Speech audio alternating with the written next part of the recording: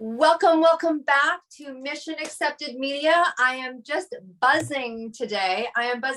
Because I know this guest intimately, and by now you probably are too. So we have a resident host, and she is incredible, and she's beyond an expert in the world of digital marketing. And because so many of us in the world of entrepreneurship, creative singers, dancers, even those of us that are in media, don't understand every aspect of media, and digital marketing is such a plethora of opportunity and understanding. It's kind of like Ayurveda. For those of you out there that are my Ayurvedic friends or aromatherapy friends, it's like the more you study, the less you know. That's how I find with media. It's like I just came back from doing a really cool media course for 4 days, and I was like, well, I thought I knew stuff. And I do new stuff. Now I know the next level of stuff to add on, and everything is such a creative movement. And honestly, in this world of understanding your best, I always call it the right media. Like there's lots of media that you can do out there. There's lots of this and take that and do this. But you really need someone that's going to help you put it together for you. What's your media mean? What's the best verbiage for you? Why should you be copywriting and saying these words, not these words, because you want this result, not that result? So anyways, Melissa is the expert. I'm clearly not. So I'm going to stop talking and I'm going to introduce you. And if you have been watching, she has been sharing complimentary for you guys so that you can adapt this into your business and your side gig, or you're looking at doing a business, or you want to brand yourself for some other reason. I've got some great guys right now I'm working with, and they want to launch a platinum album. And so working with their media and how they present themselves there, the words that they say, everything that they're putting out is so very important. So Melissa's going to talk to us today about copywriting. It may not sound like a sexy title, but let me tell you, what you say in the world of verbiage is very important. And really your authentic self. She's going to talk about your brand story, how copywriting, brand story, authentic self all come together. So this is where I'm going to stop talking and I'm going to pass the mic over to Melissa. So, hey, thanks for joining us today. Hey, thanks for having me back. I'm super excited about today's topic because I feel like this is something that doesn't necessarily always get enough attention in the early phases of even thinking about a digital marketing plan for your business or your brand. You know, a lot of people can get caught up in the technical pieces, like, do I need this platform? Do I need this? But really, the first thing that you should be focusing on is, what message do I want to put out there? Who am I? And who is it that I want the world to see? Right?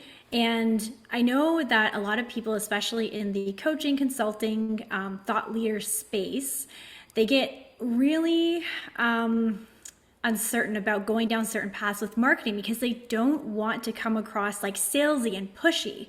So incorporating your brand story into your messaging and your copywriting really helps you to connect with your audience authentically, because for most people in that space, you were your audience at one point in time. So by putting your story out there, that's one way that you can magnetize your audience to you without feeling salesy at all. And that's, you hear that because a lot of times when you come to do a business or a side gig, I mean, I'm in side gig economy and have been for a long time. We know that. And I owned a business prior to coming in. And so I had kind of gotten over that part, but you hear a lot of times, I want to make extra money. I want to do this business, but I don't want to come across salesy. Now, first of all, I tell people there's nothing wrong with selling. We do it every single day. And if you walked into an IKEA and you wanted to buy a table and a couch, you want someone to come and help you, right? And so we complain about not having enough sales attention, but people don't want to come across salesy. And I'm like, but everything we purchase from somebody, right? And so it's okay to be in sales. It's actually a blessing to give people opportunities and products that they love.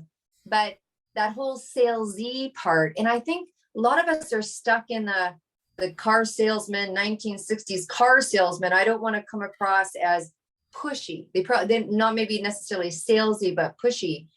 And there's the difference between really passionately loving what you do and then crossing that line, right? So I think that that's really where the conversation or the verbiage comes in. It's like people say to me, "Oh my gosh, you're so passionate about your product," because I am, and I'm not attached whether it's for them or not. Yeah.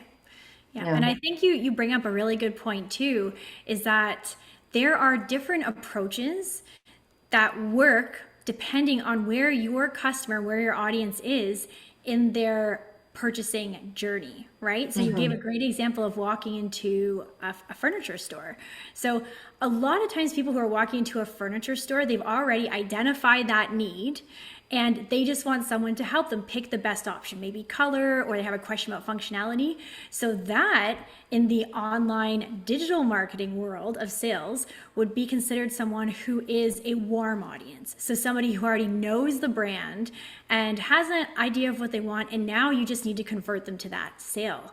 So where implementing your brand story in your marketing comes into play is when you are first trying to engage people with your brand. So that's your cold audience, people who have never seen your brand before, they haven't really heard about you. So that is one way that you can start to build that like, know, trust factor that is so critical to get them down that purchasing pipeline to eventually make the sale. And so in the example of the furniture store, once they are there and they know what they want, that is when you would incorporate some different messaging. So yeah, there's definitely different wording that you want to incorporate based on where they are to usher people along your sales pipeline. Melissa, do you ever see things that are common mistakes? You're talking to someone who's finally come to you. In case you guys don't know, Melissa obviously has a business in digital marketing. So, like when I came to you, or when friends of mine came to you and we're like, okay, this is what's going on for our business. Do you see in that entry point of how people start to market themselves some common mistakes that we can kind of try to avoid for people? Yeah, I think for businesses who are just starting out, if I were to think about that group of business owners specifically, I think one of the biggest mistakes that I see is that they may have taken the leap already to invest in maybe a VA or maybe somebody doing their social media posting on their page. And what I do commonly see is very generic posts, and they're quick to hand off that task to somebody. And there are some really excellent social media managers out there who actually follow the same kind of process that we do in developing messaging before they even post it to the page. But I would say most of the time I can tell that that foundational work hasn't been put in to the messaging that is going out there. And one of the first conversations we might have is, I'm considering investing in paid advertising because my organic efforts, so having the social media posts on my page, they're not producing any results, right? And while of course we do paid media and I do have an excellent social media manager on staff for the organic side, they do work well together. So because you do paid media, you can't just throw out your organic posting strategy. Everything has to be consistent. But having posts right off the get-go that are not really relevant and tailored to your audience, that's one of the reasons also that you're not seeing a whole lot of engagement with your posts. So I really want to kind of take a breath there because no, seriously, this is a big deal. Like I'm in direct sales. One of my companies is in direct sales. So we know that I'm strong in the network marketing industry. And so there's things that we get from our corporate, we see other people in our team doing, people follow successful people. So you're following and you're reposting things that they've reposted, or assuming because they do well in the business or because it looks like they do well, that their posts are the reason why they are that successful. They don't take into consideration the other training that person's probably done, or their ability to have conversation, or really their MO, their reason for success is offline. They don't know that. And so I think it's a very common mistake. And I think it's a fair mistake to make, that we look at people successful, or we see a meme we think is cute, or we, and we start incorporating it. And I have heard over and over again, and I've had the same thing. So I'm going to be completely transparent. It took me a while to find my voice. I know who I am. And when I hire people, like, look at, we're doing breakout avatar right now. I do breakout avatar with people, like, who's really my people, who really is going to resonate with me, who would I really go to a picnic with, who really, and being able to identify and brand yourself in a way that you're going to have just even 5% more success, even 10% more success. Because I think a lot of people, they're like, I do social media, but it's not working for me. Mm-hmm. And they don't know enough to backpedal a little bit and go, yeah, but are the memes you're sending, like, do they represent your brand? Like, you send out a lot of animal pictures. Like, do you even have a pet? Like, do you know what I mean? And it's common knowledge. So I just wanted to, like, breathe, because people, if you are actually sending and doing, and I know that people do, and they're working so hard, and they're doing their Instagram, they're doing their Facebook, and they're doing TikTok, and they're like, it's just not working. It could be the longevity, it takes a little while as well. I think maybe we could talk a little bit about social media is not necessarily an instant formula for, like, they're going to see the post today and call me tomorrow. Mm-hmm. I mean, it could happen, but it takes a while to find who you are. And it's your job to tell the people that you're hiring who you are. Right? Yeah. Yeah. And there are ways to figure that out, right? Like you said, Yeah. breaking out, a lot of times breaking out your own avatar also helps with that, of identifying, who you were, for you to be able to develop your brand story if you don't have one already. It'll pull up some of those pain points and those things that you experienced and what you did to solve those pain points, which most of the time is part of the solution that you're going to be providing to your audience in your offer today. Right. So when you say brand story and someone's listening to it, is that the story how they got in their business? Is that the story how they can you define a little bit what someone's brand story would look like? Yeah, so essentially, the recipe for a good brand story is your mess to success. I love it. So, so where you were, which, like I said, is likely where your target audience is right now, and obviously, you had to overcome some obstacles, and then now, where are you today? So, if you want to really break it down into a very simple structure, you can just think of it like that. Where was I when I was struggling? What did I do to overcome this obstacle, which usually includes, like, there's a pivotal moment, something happened, something major happened. A lot of for business owners, a common pivotal moment for a lot of them is, I was this much in debt. For example, I tried all these different business ideas, I tried all these methods, and then this is what finally worked. Now today I'm here, I'm thriving, I work my business only 2 hours a day. That's a success, right? So Yep. you can just break it down into 3 simple components like that. You don't have to overthink it. And also, after you get it out and write it out, I would say, see if you can, a good brand story, sorry, I should mention this earlier.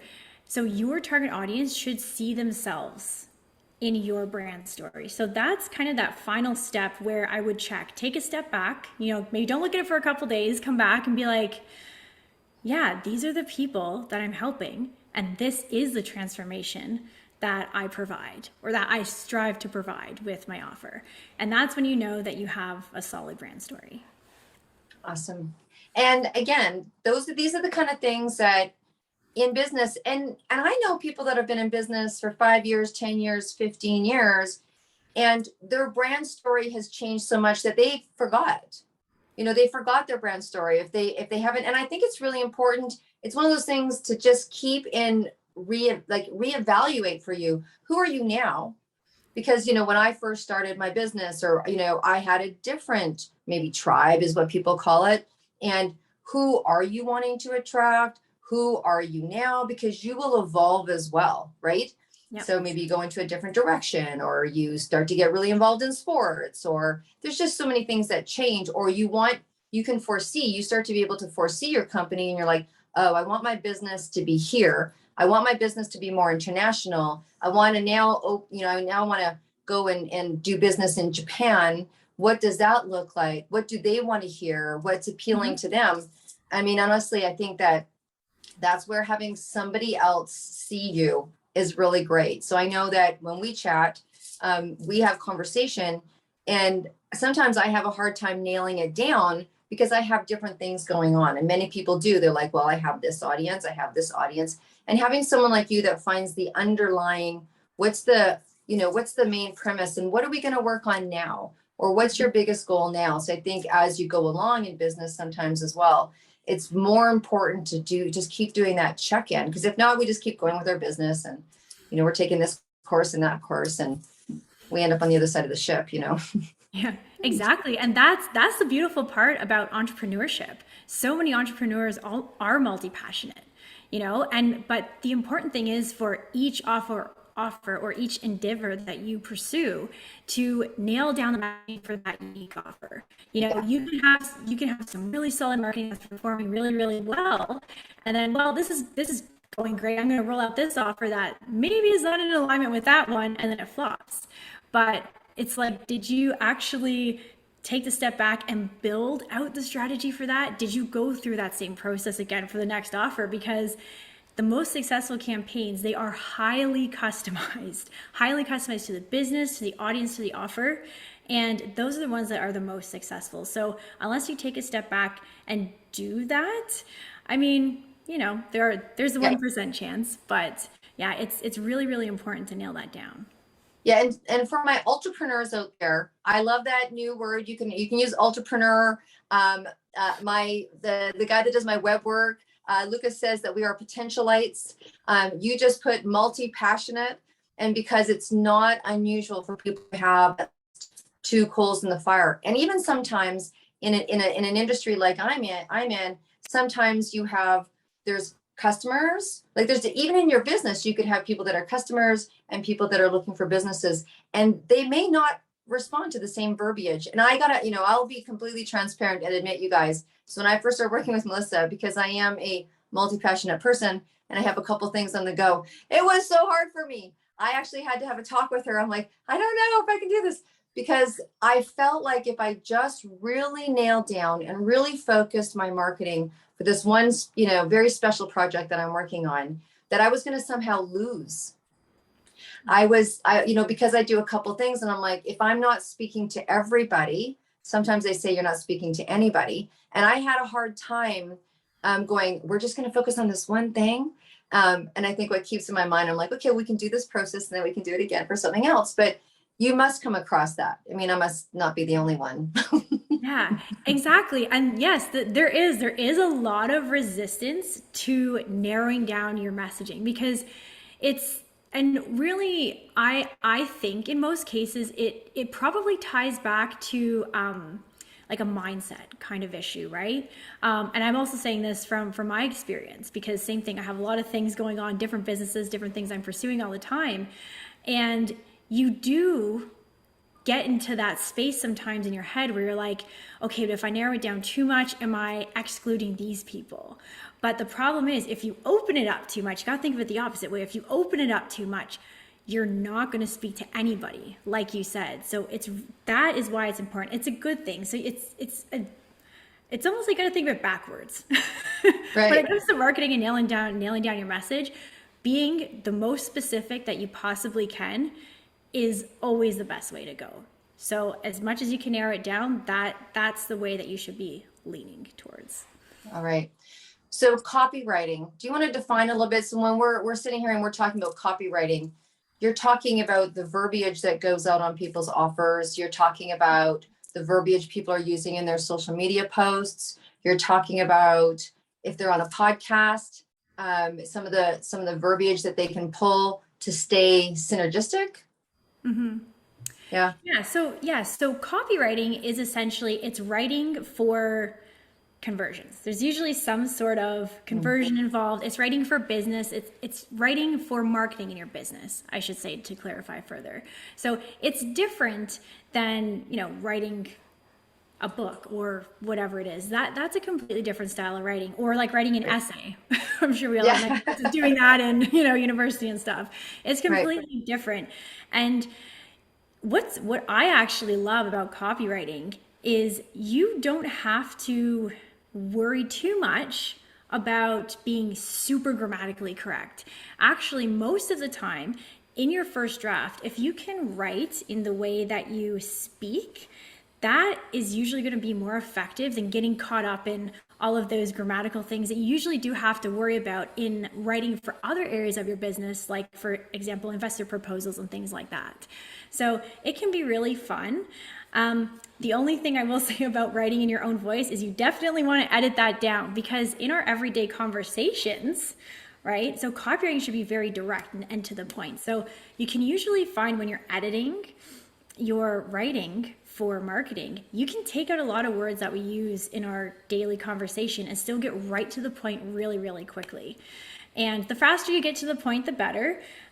There's some, key components that you want to have in every piece, like, catchy opening sentence. The goal of good copywriting is to have people read the sentence and want to read the next one. And then the goal of that sentence is to have them read the next one, and so on and so forth. So it's a little bit more strategic, but it's also very fun. Okay. And, we've all read emails that are great. And even for me, because I'm in business, when someone's either got a copywriter or is a copywriter, because, and then there's this new style of gapping in between. It's almost like people are taking a breath and they're reading the next one. You can tell when someone's taken a lot of time to send their copy. And, I'm surprised actually at how lengthy some of them are. I mean, I've been reading lots of books on marketing as I do, and, a good compelling story will take you through there, and you'll see that people will have buy now or send me messages throughout their copywriting. But you can always tell when someone's taken the time to try to nail that down and really use the right verbiage that wants you to read, because we're all so fast at just kind of deleting things. And of course, subject lines are super important. And I'm always watching for the ones that catch me. So I was reading a really great book that said, and it was, whatever people think of, the trashy magazines at the cash register when you're going grocery shopping, but they're like, like da, da, da, da, and this, and some of the most expensive copywriters in the world work for those magazines. But they're like, your eye looks at it. You're like, that the surprise and reveal, and you too can, and those kind of things. But that's why working with someone who can do that better, and that's the thing too, right? Like for me, one of the decisions in having someone help in that area was we were sending newsletters, and I'm like, we're just not getting a return here. And, I change the picture, or we change the verbiage, and we try new things, and were people enjoying them, and were they responding? And I was just not getting the return of investment that I thought that I wanted. And so, these different things that you do, even in social media, right? It was like, there's just not that return that I thought. What's your thought on, before we wrap up today, what's your thought on people doing social media and them not getting a return from their posts? Like, I think that, so like I said earlier, a strong organic strategy, so posting on your page, works really well to complement a paid strategy. When you have those two working synergistically, because your marketing campaign, most people only have so much marketing budget, right? Which dictates how many ads can you have out there as part of your campaign. So what's working for you in the background, and what is usually less costly. If you're doing it yourself, it's the cost of your time, or if you hire someone, it's usually less costly to have those posts out there working for you and supporting that like, no trust factor. The other thing too is that if you are running paid ads, when you're active on so if you're running Facebook ads, Instagram, when you're active on your pages, Facebook loves that. So you can actually get a lower cost per result in your paid advertising, which actually is a form of a return on that time invested, just by being active on your page. But if you are not going the paid advertising route right now and you're not getting a return on your posts, I would definitely look at your messaging. Take that step back and really think about, okay, who am I trying to speak to? And keep in mind what you said. If you're not speaking to one person, you're speaking to no one. So that would probably be the key thing. And I'll leave one more tip for anyone who wants to instantly improve their copywriting. So I won't point you to any sort of one resource, but if you just Google power words for copywriting, there are tons of free resources and videos out there where if you look at a post or something that you have right now, look at these power words and try inserting them where it makes sense, repost it, and see how it does. I can guarantee it does better. So super quick and free way to improve your copy right now. That's awesome. That's awesome. I'm going to take that and I'm going to share that. I'm going to share that information. I'm going to do it myself just to see. So, Melissa, is there anything else that we want to share today? Have we covered it all? I think we've covered it all. I think we have. I think we went all in for you guys today. So look, so happy. As you know, Melissa is here every single month, giving this information, and in the show notes is her contact information. I'm going to let her, before we kind of wrap up here today, share where that is. And you guys, I just want to appreciate you. You've been sharing the podcast. You've been getting it out there. This really is, that's what this whole platform is. There's many different things that Mission Accepted Media does. I want to thank you so much. Our book is still like 4 weeks at this point, and top releases on Amazon. The last book that we did, the 22 our entrepreneur women and history making couples in network marketing. And we are now embarking upon the planner for this coming year. And if you'd like to put a quote in the planner, if you'd like to get your name and your words in our planner that's going to be sold everywhere, then I would encourage you to reach out to get in on time. So definitely. And if you want to get onto the show, you know where to find me. Just go to deb@debdrummond.com. I mean, it's not difficult. You can go to debdrummond.com website and have a great time. There's all sorts of things to look at that you can do, but I really appreciate you. Thank you so much. And Melissa, where can people reach out to you personally? Yeah, so I would love to hear from anyone who is looking for help in either implementing a marketing strategy or optimizing their current marketing strategy. So I do offer free consultations. They are with me personally. So you can go to my website. It's meteor.net. So MEDIOR.net, and you can book with me there. Awesome. Thank you so much. Okay, guys, have a great day. Bye for now. We will see you again next week. Bye. Be cool.